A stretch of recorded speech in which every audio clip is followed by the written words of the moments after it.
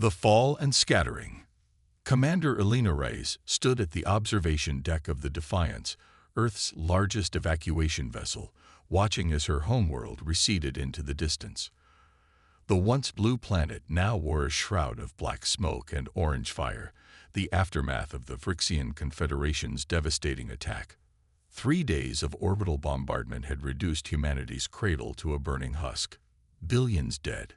Centuries of civilization wiped away in less than a week. Final evacuation numbers, Dr. Sato. Elena asked, her voice steady, despite the weight crushing her chest. The ship's chief science officer looked up from her tablet. Just under 37,000 aboard the Defiance. Combined with the other evacuation ships that managed to launch, we've saved approximately 2.3 million humans. The unspoken truth hung between them. Out of nearly 11 billion, only a fraction had survived. Earth had been taken by surprise. The Phyrexians had come without warning, without demands, without mercy. And the sanctuary installations? Elena asked. Dr. Sato's expression darkened. We lost contact shortly before our departure. If the underground complexes held, they might sustain up to 1 million people for several decades. But the Phyrexians seemed particularly focused on targeting those locations. The Defiance shuddered as its experimental jump drive engaged, designed to take them beyond the reach of the Sol system. Their destination was unknown to most aboard, a necessary precaution. Elena had insisted on compartmentalizing the information, trusting only her senior officers with fragments of their intended course. Admiral Weizong approached, his uniform impeccable despite the chaos of the past 72 hours. The Galactic Council's response has arrived, he said quietly. Elena's jaw tightened. They had sent desperate pleas to the Council, an alliance of 17 advanced spacefaring civilizations, as soon as the Phyrexian fleet appeared in the system. Let me guess, more empty condolences. Zhang handed her a datapad. They've officially denied our request for asylum or assistance. Their position is that this is an internal matter between humanity and the Phyrexian Confederation. Elena scanned the document, anger building with each diplomatic platitude. Internal matter. The Phyrexians had never even contacted us before the attack. There's more, Zhang said grimly. According to intelligence from our last functioning deep space relay, the Phyrexians have already informed the Council that Earth has been successfully quarantined. Quarantined. Dr. Sato's voice rose in disbelief. They're claiming humans are a destabilizing presence in the galactic community, Zhang explained.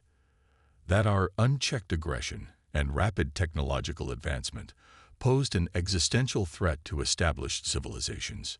We hadn't even developed reliable interstellar travel before they attacked. Dr. Sato protested. Elena handed the pad back to Zhang, her decision made. They've condemned us to extinction. The Phyrexians will hunt down every evacuation ship, and the Council will turn a blind eye. She took a deep breath. We implement Protocol Diaspora, effective immediately. Zhang and Sato exchanged alarmed glances. Protocol Diaspora was a theoretical last resort, developed but never seriously considered, until now. Commander, Sato began cautiously, separating what remains of humanity across hundreds of star systems, with minimal communication between settlements. We'll lose everything that makes us a cohesive civilization. We'll lose our ability to be tracked and exterminated as a single target, Elena countered. Our strength now lies in becoming invisible, in adapting and evolving beyond what the Phyrexians believe us capable of. Within hours, the remaining evacuation fleet had assembled in deep space. The captains and commanders of each vessel linked through secure quantum communications for what might be their final unified decision as a species. We cannot stay together, Elena addressed the assembled faces on her screen. Our long-range sensors have detected Phyrexian hunter ships already pursuing evacuation vessels. If they find us clustered, they'll finish what Earth's destruction began.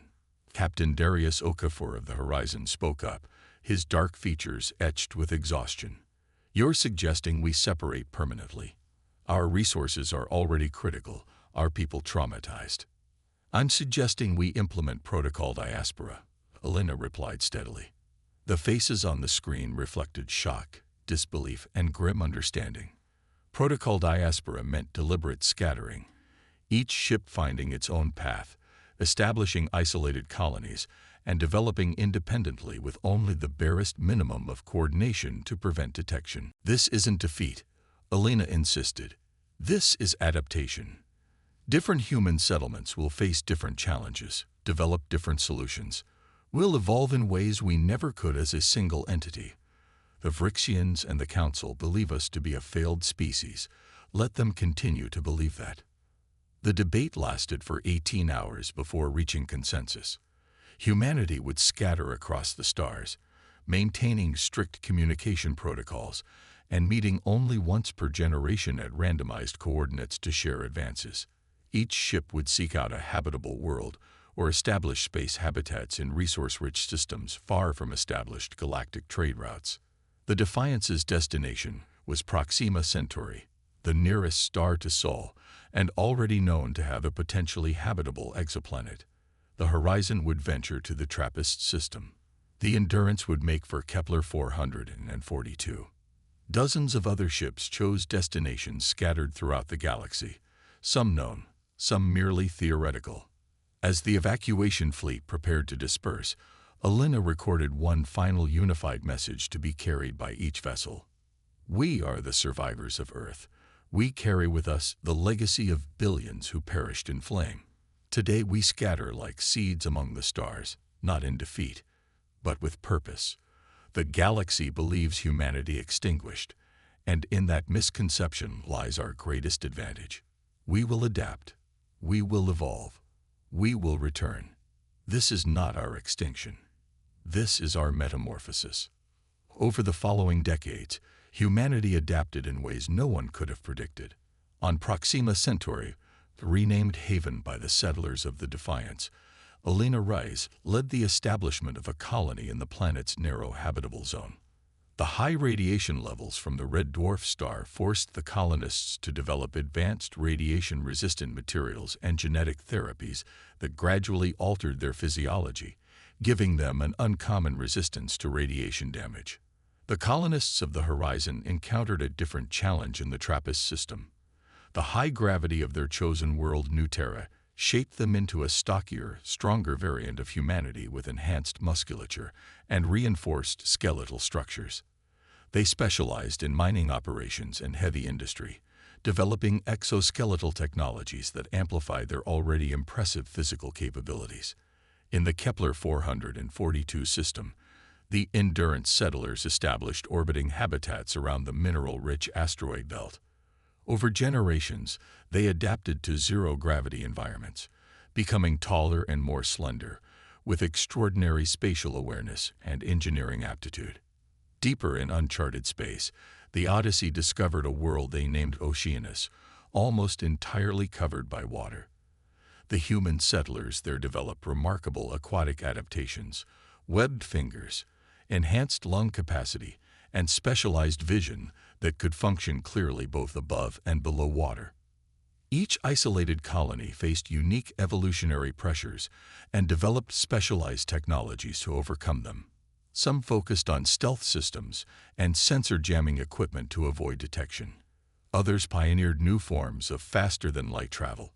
Still others pushed the boundaries of human genetic adaptation. All maintained the strict communication protocols established under diaspora. Minimal contact, encrypted quantum transmissions, and randomized meeting coordinates changed with each generation. 50 years after the exodus from Earth, representatives of the scattered human settlements met at the predetermined coordinates deep within an uncharted nebula. The changes were already evident: diversity in height, skin pigmentation, even subtle anatomical differences reflecting adaptation to various environments. But more striking were the technological advances each group brought. Admiral Weijong, now an old man kept alive by life extension technologies developed on Haven, addressed the gathering. The Vrixians believe we are extinct. The Galactic Council has officially classified humans as failed species designation H1138. And yet, here we are, not merely surviving, but evolving. The meeting was brief but productive. Each colony shared its unique advancements, trading knowledge that would be disseminated back to their respective settlements. They also shared disturbing news. Several human outposts had been discovered and destroyed by Phyrexian hunter ships.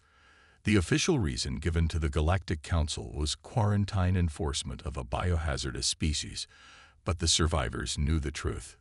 The Phyrexians, perhaps the most technologically advanced species in the known galaxy, feared human potential. As the representatives prepared to return to their scattered colonies, Alina Reyes, her face lined with age, but her eyes still burning with determination, made an unexpected proposal. "We've succeeded in surviving," she told the assembly. "Now we must plan for our return. Not tomorrow, not in our lifetimes, but when we are ready, when humanity has evolved beyond what the Phyrexians can imagine. We will reclaim our place among the stars not as victims, but as equals, not seeking revenge, but justice." The scattered seeds of humanity continue to grow in the dark, unseen, underestimated, and increasingly powerful. The return and reckoning. 120 years after the fall of Earth, the representatives of humanity gathered once more. This time, they met in a hidden system protected by a temporal distortion field developed by the Kepler colony, a technology that effectively rendered the entire star system invisible to conventional sensors by placing it nanoseconds out of phase with normal spacetime. Admiral Marcus Zhang, great-grandson of Wei Zhang and current leader of Haven's defense forces, stood before the assembled representatives. Unlike his ancestor, Marcus barely resembled the humans who had fled Earth generations ago. His skin had a faint bluish tint, a side effect of the genetic modifications that protected Haven's people from radiation. He stood nearly 7 feet tall, with a slender build adapted for the lower gravity environment. "Welcome to the conclave," Marcus addressed the gathering. "Once again, we come together as children of Earth, though Earth itself might no longer recognize us." The diversity among the assembled representatives was striking. The delegates from New Terra were broad-shouldered and muscular, standing barely 5 feet tall but radiating physical power. Those from Oceanus possessed webbed fingers and iridescent skin that shifted colors subtly with their emotions. The representatives from the void colonies of Kepler had elongated limbs and enlarged eyes adapted for the perpetual twilight of their habitat rings. Dr. Lyra Okafor, descendant of Darius Okafor and chief scientist of New Terra, stepped forward. Her augmented exoskeleton hummed softly as she moved, compensating for her naturally dense musculature in the station's artificial gravity.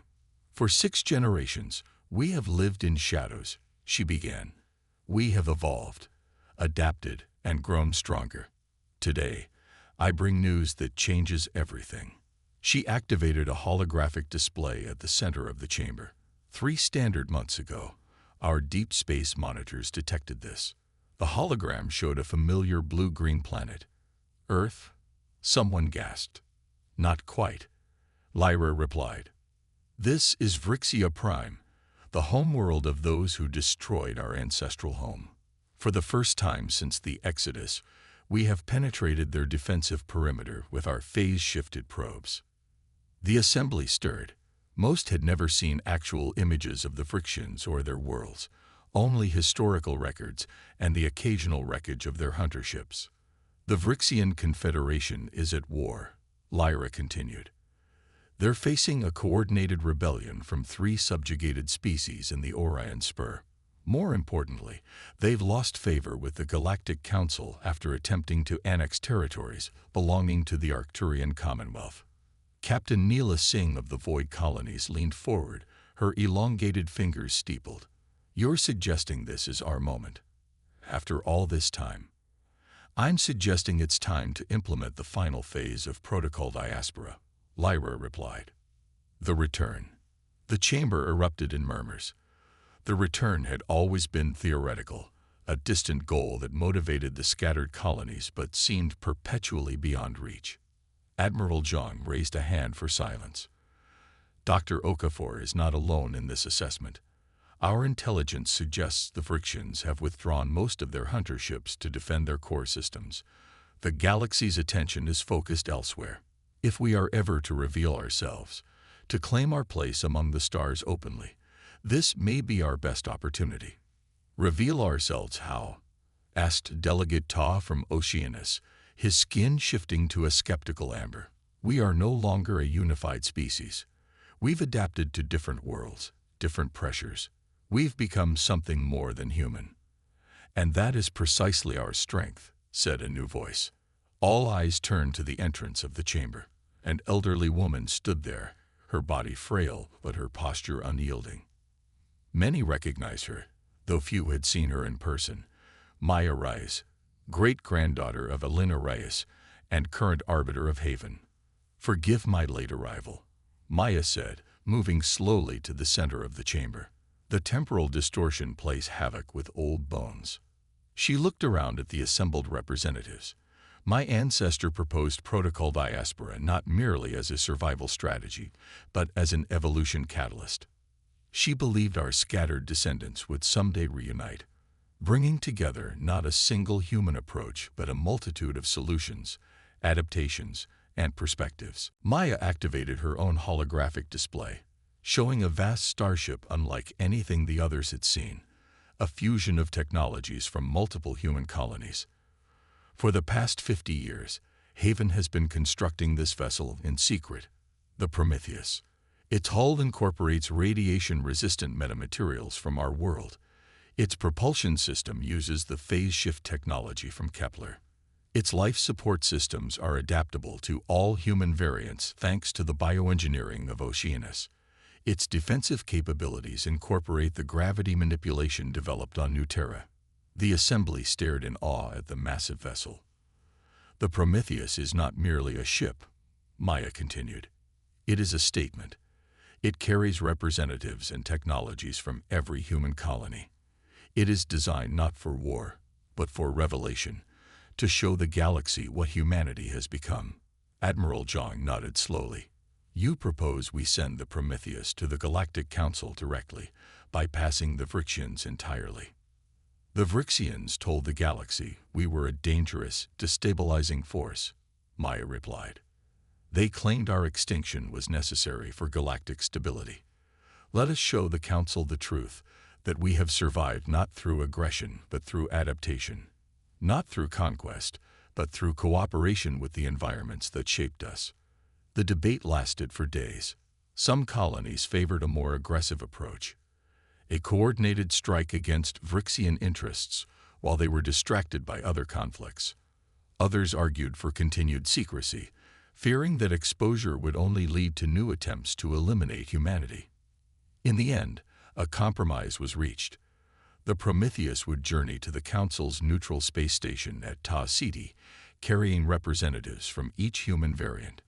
Simultaneously, a defensive fleet would assemble in the shadows, ready to intervene if the diplomatic mission met with hostility. 3 months later, the Prometheus emerged from phase shift at the edge of the Ta Ceti system, broadcasting on all standard frequencies. This is the United Colonies of Humanity requesting audience with the Galactic Council. We come in peace but will defend our right to exist. The appearance of the massive vessel, clearly of advanced design yet unlike any known species architecture, caused immediate alarm. Council security vessels surrounded the Prometheus, weapons charge. Emergency sessions were called as counselors from 17 species debated how to respond to this unprecedented situation. On the command deck of the Prometheus, Maya Reyes stood with the assembled representatives of humanity's scattered children. For the first time in 120 years, humans were visible to the galaxy. Incoming transmission, announced the communications officer, a void-adapted human whose enhanced neural interfaces allowed direct connection with the ship's systems. The main view screen activated, showing a chamber of alien counselors. At the center stood a Vryxian representative, his insectoid features contorted in what the humans recognized as shock. This is Arbiter De Vic of the Galactic Council, announced a translator. Identify yourselves and state your purpose. Maya stepped forward. I am Maya Rise of Haven, descendant of Earth. With me are representatives of humanity's colonies, the survivors of the attempted genocide perpetrated by the Phyrexian Confederation 120 years ago. The council chamber erupted in chaos. Several species had no record of humanity's existence at all. The Phyrexians had effectively erased Earth from galactic history. Others knew only the official narrative, that humans had been a dangerous, primitive species justifiably quarantined. This is impossible, the Phyrexian representative chittered. Humans were contained, their aggression neutralized. We were attacked without provocation, Maya replied calmly. Billions were slaughtered. The survivors scattered across the stars, forced to adapt and evolve in isolation. We come not for vengeance, but for recognition and justice. Over the following weeks, the council investigated the humans' claims. Ancient records were examined. The testimony of older species who had witnessed Earth's destruction was considered. Most damning was the genetic evidence. The clear evolutionary divergence of the human variants could only have occurred over generations of adaptation to different environments, confirming their story of forced diaspora. The Phyrexian Confederation, already weakened by conflicts on multiple fronts, faced a new crisis as the truth emerged. They had attacked Earth not out of self-defense but out of fear. Their predictive models had shown that unchecked human advancement would eventually challenge Phyrexian technological superiority within a few centuries. 6 months after the Prometheus's arrival at Ta City, the Galactic Council issued its ruling. The Phyrexian attack on Earth was declared an illegal genocide. Reparations would be paid to the human colonies. Earth's solar system, now recovering from the ecological devastation of the attack, would be recognized as sovereign human territory. Most significantly, the evolved human variants were officially recognized as a protected species group with full council rights. Aboard the Prometheus, Maya Rise watched the ruling with quiet satisfaction. Beside her stood Admiral Zhang and representatives from across human space. My great-grandmother would be proud, Maya said softly. She believed we would return, not as the humans who left Earth, but as something more. What happens now? Asked Delegate Ta, his skin shimmering with blue-green anticipation. Now we build, Maya replied. Not just colonies, but a civilization that embraces our differences. The Phyrexians feared us because they saw only one possible future, a competitive one where humanity and Phyrexians fought for dominance. They couldn't imagine cooperation, adaptation, diversity. As the Prometheus began its journey back to human space, Maya gazed at the stars visible through the observation dome. The scattered seeds of humanity had taken root across the galaxy, growing in different soils, under different suns. Those differences had not weakened them. They had become their greatest strength. Humanity had not merely survived. It had returned, transformed, stronger than ever. The galaxy would never be the same.